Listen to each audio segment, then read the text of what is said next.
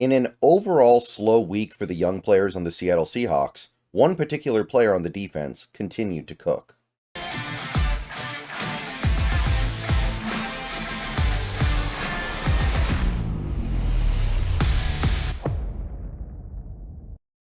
What's going on, everybody? Good morning. We are here on Tuesday, and normally there would be a 48-hour rule where we have 48 hours to do whatever we want to do and say whatever we want to say, and then we got to move on to the next game. But the next game is coming around so quickly. I think we got to be good now. I think we got to just lock in, and I think we got to realize what we are and where we are and who we are and how we are, and just say that bad stuff happens, right? Games that you should win, that you lose, it happens in this league all the time. So let's try to move forward here. We're going to continue to talk about what happened last week, of course. But it's time for us to get out of our feelings and start thinking about the Niners on Thursday, I think. So you guys know the drill. We're doing Youth Watch Tuesday today. We're going to take a look at the young players. Again, it's basically anybody who's still on a rookie deal. We are adding one new player that I completely forgot about to the list on this week. And also, I want to say that I've decided to move things around a little bit this week because of the the compressed schedule. I'm going to be doing the college football prospect videos on Friday instead because I want the stuff that pertains to the Giants game to be done before the Niners game. So we're going to bump up pass coverage Thursday and pass rush Friday, probably both to Wednesday. And that way we can be done with all that by the time Thursday starts. And then Thursday will be about the game. And then Friday we'll turn it back to college football prospect Wednesday, because that stuff doesn't really have anything to do with the Seahawks in terms of what is going on right now. So for those of you who like those videos that I do, we're just bumping them back a couple days. I'm still going to have it done before most of the college football games get played this week on Saturday, and next week we go back to normal. It's not that big of a deal, I figure, this week because we have a limited amount of time, and by the time we play the Niners game, the stuff that happened in that Giants game will probably not be nearly as interesting.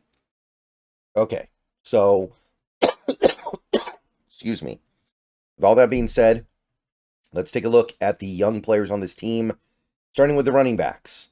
We're starting with the running backs, and, I mean, Walker had 7 catches, right? That might be a career high, actually. Charbonnet had a few catches as well, but they did not run the ball. Not to say either played badly. In fact, I think it's pretty clear that both players played quite well, but you didn't let the dogs hunt enough, man. You didn't let them hunt enough, and you get what you get. I mean, Walker's sitting here with an 88.4 PFF grade, one of the highest scores on the team. I think at this point it might be the highest, and you don't let him run the ball. It's an oversight. What can I say, right? It happens, but it better not happen again. It is interesting, though. Both Walker and Charbonnet have exactly 301 yards from scrimmage and exactly 4 touchdowns from scrimmage. Kind of fun. All right, so nothing from McIntosh or, of course, Halani, so nothing to say there. Moving on to wide receivers, JSN. He had 4 catches for, what was it? Let me do the math here real quick. 31 yards and a touchdown, first touchdown of the year. PFF grade actually went down a little bit, mostly because of one very, very glaring drop, if I had to guess. That drop is still haunting me a little bit because I think if he catches that ball, we win the game. And don't get me wrong, us winning that game would not change the fact that there are big, big problems with this squad. And I would hope that even if we had won that game, we'd still be talking about those problems. But, man, that drop is haunting me a little bit because I'll put it to you like this. When DK Metcalf drops a pass every now and then, I don't really get upset that much. I really don't care that much because I know what DK Metcalf is doing from snap to snap. I know that DK Metcalf has a massive effect on the defense every single play he's out there because teams are afraid of him. It's like gravity. It's like gravity in basketball. Steph Curry can go 0 for 12 from 3 in a game, and he's still having a massive impact on the opposing defense because they're so afraid of him. DK can have a game where he doesn't necessarily produce big, or he drops a pass, or even a fumble. Like that's all bad, but I still understand the value of having a DK Metcalf because of his gravity. The things defenses have to do to keep him on lock, to keep him under wraps somewhat, is crazy. I don't feel that way with JSN. JSN, his great skill and his great value is on third down, when you need a conversion, he's there for you. And for him to come up with the ultimately game-costing drop on third down and short, that eats at me a little bit. Bubbo had 1 catch for 3 yards, not really much to report there. And now we're moving to the new name on the list. I completely forgot about this guy until this week. I don't know why. Kind of a big oversight on me. We have AJ Barner here. So he had a catch on Sunday, and we know that he's been doing some pretty good work so far this season. He's got 6 catches for 53 yards and a touchdown. Good PFF score. I mean, right now, AJ Barner is a better player and more valuable player than Jake Bobo. Who saw that coming? Not me. Even if you told me Pharaoh Brown was going to be hurt, I still would have said, no way. But right now, AJ Barner has been more productive on the year than Jake Bobo. Kind of an interesting statistical quirk. But he's playing well right now. He's doing his thing. Okay, offensive line, let's get through this. Cross picked up a penalty, allowed 3 pressures, but overall still playing really good.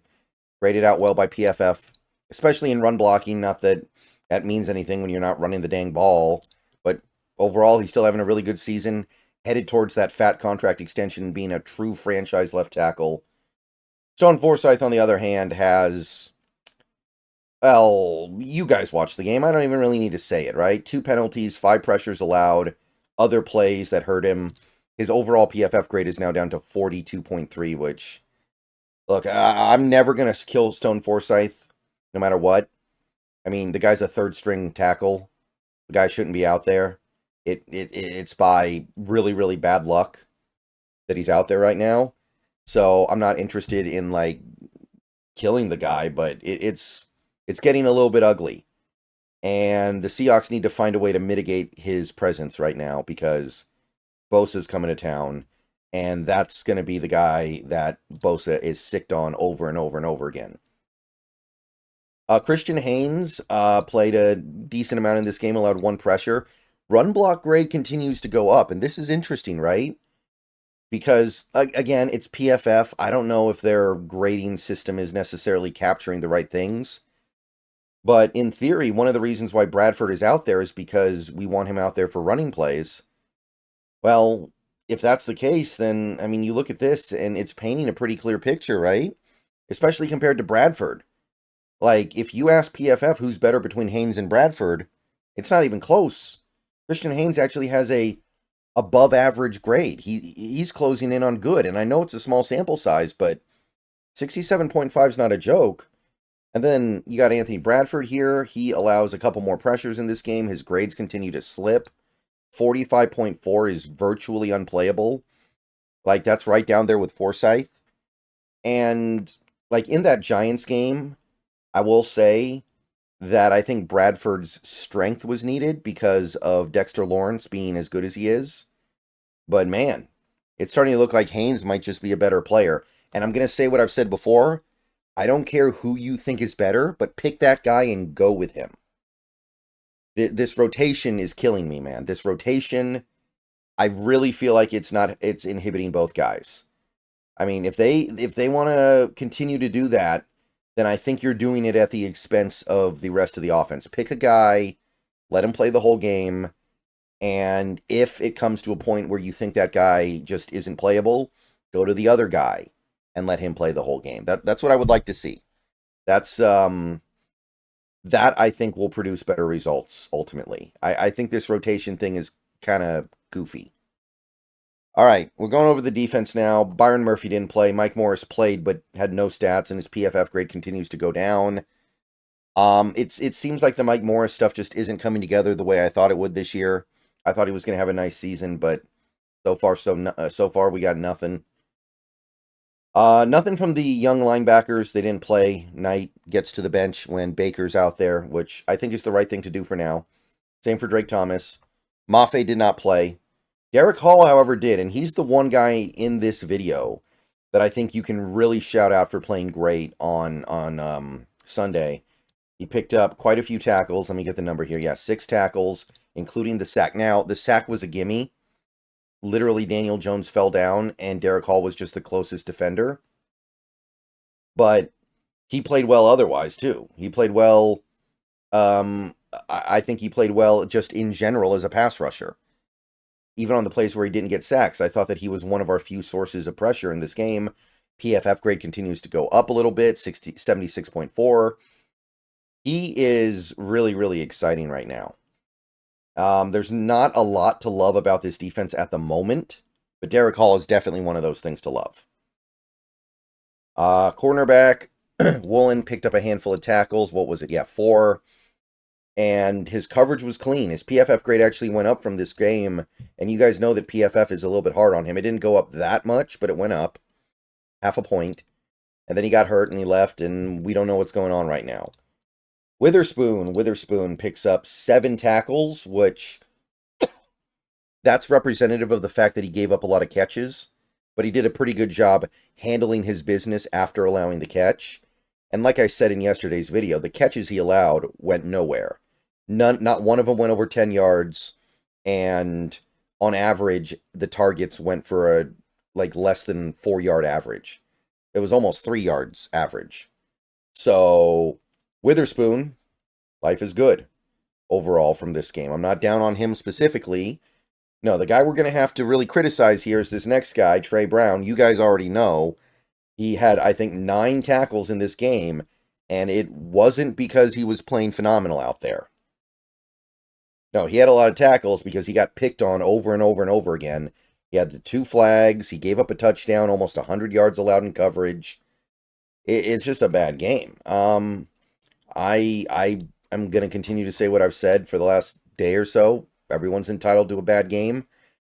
You don't want a bad game to be that bad, admittedly, but at the same time, Trey Brown is the guy who's going to get picked on sometimes because the other guys we have on this team are difficult to handle in coverage. You're not going to go after Woolen. You're not going to go after Witherspoon. You're going after Trey Brown. And he couldn't keep up today, on Sunday. Nehemiah Pritchett, he actually, I thought, played okay. He actually had a big pass deflection in this game. He had a tackle, first career tackle for him. Got targeted a few times, held his own, nothing terrible. PFF grade continues to be pretty low just off the strength of the Dolphins game where he got graded really poorly because he gave up 1 catch for, there was 1 30-yard play he gave up, but Pritchett, not bad. D. Williams doesn't play on defense. His special teams grade is still stuck in the mud, basically. There's not much to say. He's really kind of disappointing me, given the fact that punt returning and kick returning was all he did in college, pretty much. And he seems a little lost trying to do it. Safety, Kobe Bryant picked up a couple of tackles. PFF grade remains at 57. Really not much to say. And that's it. That's it for the youth movement, guys. That's it for the young players. Not a good week. We had some guys out. We had some guys not productive. We had some guys make critical mistakes. But Derek Hall, man, I guess he's the bright spot this week, ain't he? He's the guy that you're looking at and going, okay, Derek Hall, I can put something on that. Okay, see you guys later. Go Hawks. More videos coming later today.